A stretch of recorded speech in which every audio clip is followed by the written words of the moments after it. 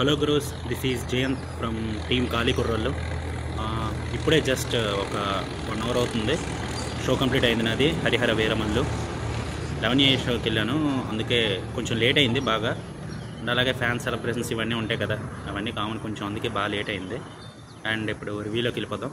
ఇంకా రివ్యూలోకి వెళ్ళిపోతే ఇది హరిహర వీరమల్లు అనే ఒక ఫిక్షనల్ బేస్డ్, అంటే ఒక ఫిక్షనల్ క్యారెక్టర్ బేస్డ్ స్టోరీ అనమాట. దానిలోనే ఇంక్లూడ్ అయ్యి ఉంటాయి ఈ మొఘల్ ఎంపైర్స్, ఈ గోల్కొండ నవాబ్స్, ఈ దొరలు అప్పటి, అంటే ఒక 16th century 17th century ఆ టైం లైన్లో జరిగే కథని ఇది ఒక ఫిక్షనల్గా ఏర్పాటు చేసుకొని క్రిష్ గారు దీన్ని బాగా డెవలప్ చేసుకుని పవన్ కళ్యాణ్ గారికి తీసుకెళ్ళడం జరిగింది. ఈ ప్రాజెక్ట్ ఓకే అవ్వడం జరిగింది.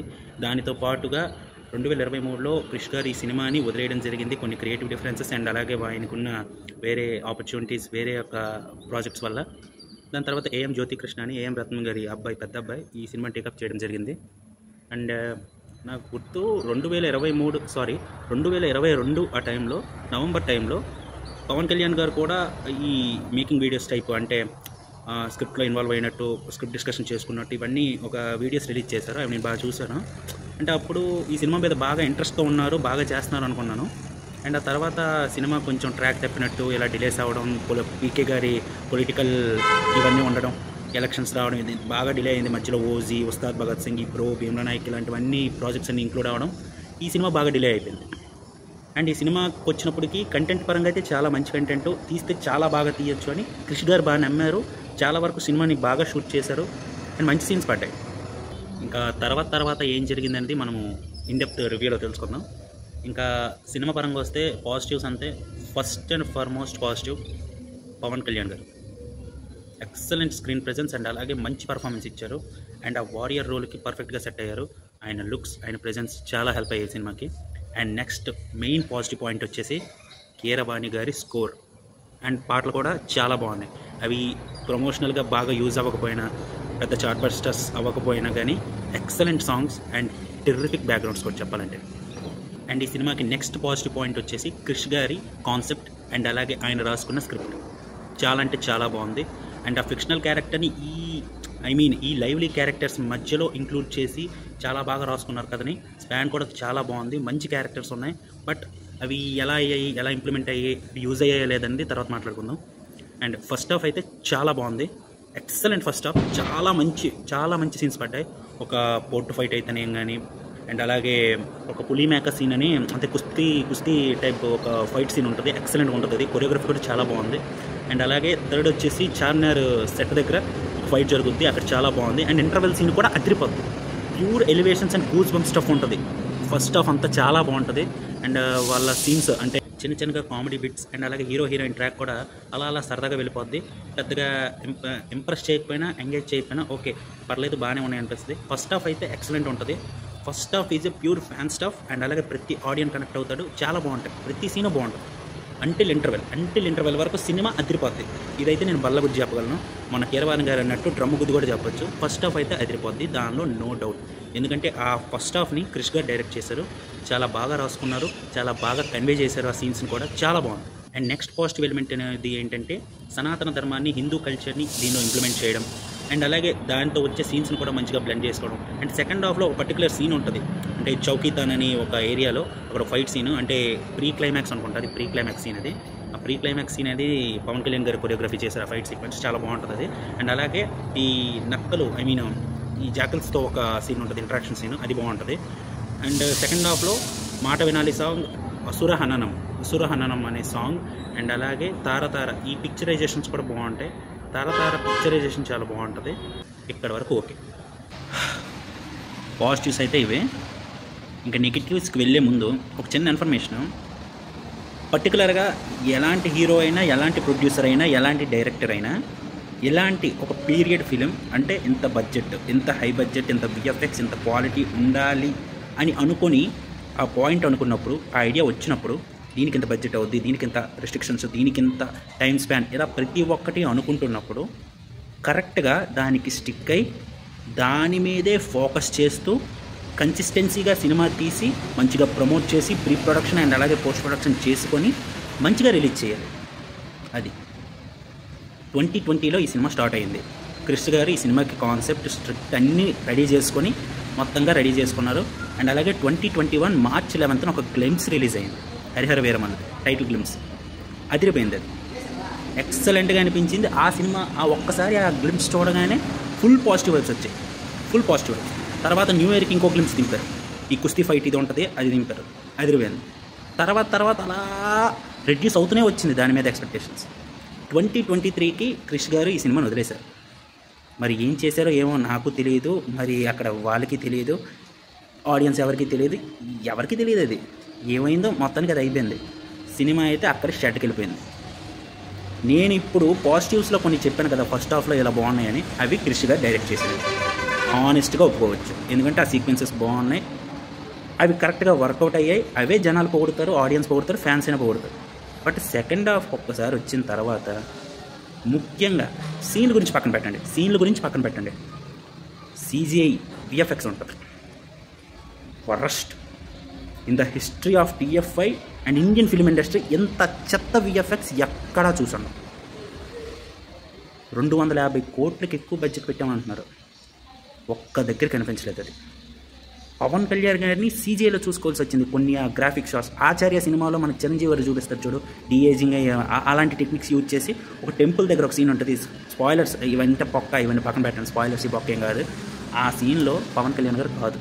అండ్ ఆ చెక్క గుర్రాలతో ఎలా అంటుంటే వీళ్ళు గ్రీన్ స్క్రీన్ వేసుకొని ఏదో CGL చేసుకొని ఎడిటింగ్ రూమ్లో ఏది చేశారు. ఆ VFX ఎవడు, ఆ CGL చేసినోడు ఎవడు, ఈ డైరెక్టర్ ఎలా అప్రూవ్ చేశాడు, ఈ డైరెక్టర్ ట్రాక్ రికార్డ్ తెలుసుకొని అయినా ఓకే, వాళ్ళ ఫాదరే ప్రొడ్యూసర్ కాబట్టి వాళ్ళ కొడుకుని అలా తీసుకోవడం తప్పేం లేదు. బట్ కొంచెం ఎక్స్పీరియన్స్డ్ ఉన్న వాళ్ళని తీసుకోవచ్చు కదా. ఇలాంటి పీరియడ్ ఫిలిమ్స్ని, ఇలాంటి పెద్ద బడ్జెట్ ఫిలిమ్స్ని హ్యాండిల్ చేసుకునే వాళ్ళని తీసుకొని చక్కగా డైరెక్షన్ చేసుకుంటే సినిమా అవుట్పుట్ ఇంకేదో వేరేలా వచ్చుండు. నాకు క్రిష్ గారికి కొంచెం కాళ్ళ ఎలా పెడితే ఆయన వచ్చి తీసుకుని వెళ్ళితే సినిమా అవుట్పుట్ కొంచెం మంచిగా వచ్చుండు. మరి చాలా దారుణంగా ఉంది. సెకండ్ హాఫ్లో డెడ్ స్లీప్. కొన్ని సీన్స్ రాసుకున్నప్పుడు బాగున్నా అక్కడ ఎగ్జిక్యూట్ చేసిన విధానం వరస్ట్. అసలుకి ఒక 2-3 సీన్స్ ఉంటాయి, అవి నాకు రైటింగ్ పరంగా బాగానే అనిపించాయి, బట్ ఎగ్జిక్యూషన్ పరంగా వరస్ట్ అవి. ఇంకా క్లైమాక్స్ గురించి ఎంత తక్కువ మాట్లాడుకుంటే అంత మంచిది. ఏం చేద్దాం అనుకున్నారు అసలు, ఆంది అనే ఆ ఎఫెక్ట్ని చూపించడానికి ఏదేదో చేయాలనుకున్నారు వాళ్ళు. ఒక మాట మాట్లాడుకోరు, ఒక కాన్ఫ్రంటేషన్ ఉండదు, కనీసం వాళ్ళిద్దరి మధ్యన ఫేస్ ఆఫ్ అనేది ఏమి ఉండదు. గాల్లో ఏదో తేలాడుతూ ఏదో సంథింగ్. ఇప్పుడు మా ఫ్రెండ్ చెప్పాడు వరుడు సినిమా గుర్తొచ్చింది అంటాడికి. మరి నాకైతే ఏం గుర్తు రాలేదు, నేనైతే స్టన్ అయి చూస్తున్నాను. వెనక మాత్రం కీరవాణి గారు చావు దగ్గర డప్పులు మోయించి వెళ్ళిపోతూనే ఉన్నారు. ఆ ఎడ్రినలిన్ రష్ వస్తుంది ఆయన BGMలకి. బట్ సినిమాలో ఆ సీన్స్ చూస్తుంటే చిరాకు వచ్చేస్తుంది. వరస్ట్ అండి, ఇది టూ మచ్ వరస్ట్. అందుకే చెప్తున్నాను కదా, ఎలాంటి సినిమాలు తీసేటప్పుడు కన్సిస్టెన్సీ మెయింటైన్ చేస్తూ టైం ప్రకారంగా షెడ్యూల్ వేసుకుంటూ, ఓకే ఇప్పుడు ఇలాంటి హీరోలతో పవన్ కళ్యాణ్ గారు లాంటి హీరోలతో ఆయన పాలిటిక్స్లో ఉన్నారు, దాన్ని షెడ్యూల్ చేసుకోవాలి. అండ్ అలాగే ఇప్పుడు ఫిలిమ్స్ని ఇలా షెడ్యూల్ చేసుకుంటూ ఒక సినిమా కాదు 4-5 సినిమాలు ఒప్పుకొని దాన్ని కంటిన్యూ చేసుకుంటూ లుక్స్ ఇవన్నీ ఉంటాయి, ఓకే నేను ఒప్పుకుంటాను. బట్ సీన్స్ అయినా కరెక్ట్గా డిజైన్ చేసుకోవాలి కదా. బట్ చాలా వరస్ట్గా ఫస్ట్ హాఫ్ గురించి నేను కంప్లీట్ చేయట్లేదు. ఫస్ట్ హాఫ్ పర్ఫెక్ట్గా ఉంది, ఫస్ట్ హాఫ్కి పర్ఫెక్ట్ స్టోరీ ఉంది. సెకండ్ హాఫ్కి అది లీడ్ చేసుకుంటూ వెళ్తే చాలా బాగుంటుంది. బట్ సెకండ్ హాఫ్లో చాలా కల్లాబెల్లి చేశారు, ఏవేవో చేశారు, అస్సలు అది కన్సిస్టెంట్గా లేదు. ఇదంతా డైరెక్టర్ చాయిసే, డైరెక్టర్ మారడం వల్ల ఏదేదో చేయడం జరిగింది. పార్ట్ 2 అనే ఆలోచన కూడా వరస్ట్. పార్ట్ 1కే ఎండ్ చేసేస్తే సినిమా చాలా బాగుండేది. అనవసరంగా బాగా డ్రాగ్ చేసి ఇప్పుడు దాన్ని ఏదో చూపించాలనుకుని పార్ట్ 2 వేస్ట్. అసలు పార్ట్ 2 డెఫినెట్గా వేస్ట్. అండ్ దేవరాకి ఏమనుకున్నాను పార్ట్ 2 వేస్ట్ అని, ఇప్పుడు ఈ సినిమాకి కూడా అలా అంతకన్నా వరస్ట్. ఇంకా దేవరాలో ఒక పాయింట్ ఉంది, ఓకే దీనిలో కూడా పాయింట్ ఉంది, నేను ఒప్పుకుంటాను. ఇప్పుడు వాళ్ళు తిరిగిస్తాడా, ఆ కోహినూర్ డైమండ్ అనేది తీసుకొస్తారా, ఇలాంటి పాయింట్స్ ఉన్నాయి, నేను కాదనట్లేదు. బట్ అనవసరం ఇవి. ఫస్ట్ పార్ట్కి ఎంత, సెకండ్ హాఫ్లోనే ఎంత రాడెస్ట్ థింగ్స్ ఉన్నప్పుడు మీరు సెకండ్ పార్ట్కి ఇంకేం చేస్తారు? అసలు ఛాన్స్ ఇస్తారా? ఓకే ఇంకా పవన్ కళ్యాణ్ గారు సినిమాలు చేయరు, ఓకే ఇంకా షెడ్కి వెళ్ళిపోయినట్టే, ఇంకా చేయరనే ఒక నమ్మకం వచ్చింది కాబట్టి ఇంకా నార్మల్ హీరో అంటే ఆయన పట్టి పీడించి తినేస్తారు కదా ఈ ప్రొడ్యూసర్స్ డైరెక్టర్లు. ఓకే ఏం రత్నం గారి మీద నాకు ఒక కన్సర్న్ ఉన్న, ఓజీకి మనం ఇస్తున్న హైప్కి హరిహర వీరమల్లుకి కూడా మనం ఇవ్వాలి కదా. అండ్ అలాగే ఆయన కూడా చాలా నమ్మకంగా ఉన్నారు, ఈ సినిమా మీద చాలా బడ్జెట్ పెట్టారు, ఇది అది అని నేను చాలా అనుకున్నాను. బట్ ఏం లేదు అక్కడ, ఏమీ లేదు. ఈ సినిమా ఒకటేనండి, నేను మార్నింగ్ సినిమాకి వెళ్ళాను, 11 గంటలకు వెళ్ళాను. సినిమాకైతే అక్కడ సెలబ్రేషన్స్, కట్అవుట్లు ఇవన్నీ చూస్తే ప్రతి స్టార్ హీరో ఉంటాయి. బట్ పవన్ కళ్యాణ్ గారికి ఉన్న ఎటర్నల్ క్రేజ్ అనేది చాలా వేరండి. ఆయనకున్న క్రేజ్కి సరైన సినిమా పడితే ఎలా ఉంటుందో మీరు సెప్టెంబర్ 25వ తారీఖున మార్నింగ్ 1 AM షోస్ నుండి చూస్తారు. ఇది నా promise. As a Pawan Kalyan ఫ్యాన్గా ఆయన అభిమానించే వ్యక్తిగా చెప్తున్నాను. పవన్ కళ్యాణ్ విశ్వరూపం ఏంటో సెప్టెంబర్ 25వ తారీఖున మీరు చూస్తారు. ఇది అతనిది కాదు, బట్ ఇందులో కూడా అతను మ్యాక్సిమం ఎఫర్ట్స్ పెట్టారు. చాలా బాగా యాక్ట్ చేశారు. ఎక్సలెంట్ స్క్రీన్ ప్రెజెన్స్ అవుతుంది. చాలా అంటే చాలా బాగున్నాయి అతని సీన్లో. ఫస్ట్ హాఫ్లో ఎక్సలెంట్గా వర్కౌట్ అయ్యాయి ప్రతి సీన్ కూడా. బట్ సెకండ్ హాఫ్కి వచ్చినప్పుడు ఆయన కూడా ఏం చేయలేకపోయారు. But through out the film ఒక మనిషి అలా నడిపించారు ఎవరంటే కీరవాణి గారు. తన బ్యాక్గ్రౌండ్ స్కోర్తో అదరగొట్టేశారు. ప్రతి సీన్కి గూస్ బంప్స్ అనేది చాలా వరకు వచ్చేసాయి. బట్ సీన్స్లో ఏం లేకపోతే ఆయన కూడా ఏం చేయలేరు. అందుకే క్లైమాక్స్లో నాకు అలా అనిపించింది అని చెప్తాను. ఇది ఈ సినిమా రివ్యూ. అండ్ ఇలాంటి సినిమాలు చేసేటప్పుడు అండ్ ఆడియన్స్ని గ్రాంటెడ్గా తీసుకోవడం మానేయండి. ఏదో చేసేస్తే స్టార్ హీరోలు కదా కలెక్షన్స్ వచ్చేస్తాయి, కలెక్షన్స్ వరకే వస్తాయి. దానికంటూ ఒక పేరు సినిమాకి అనేది ఒక రెస్పెక్ట్ రావాలంటే దాని మీద వర్క్ చేయాలి, కసిగా సినిమాలు చేయాలి. అంతకుమించి మరి ఇంకేం లేదు.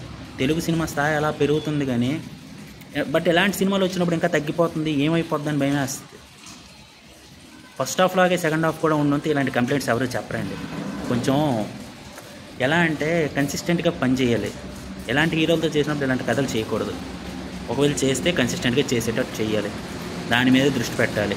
డిలేస్ చేయకూడదు. ఎన్ని పోస్ట్పోన్మెంట్లు, ఎన్ని హడ్డల్స్, ఎన్ని జరిగాయి ఈ సినిమాకి. ఒక 10 సినిమాలకు ఎదుర్కొన్న ప్రాబ్లమ్స్ ఈ సినిమా ఎదుర్కొంది.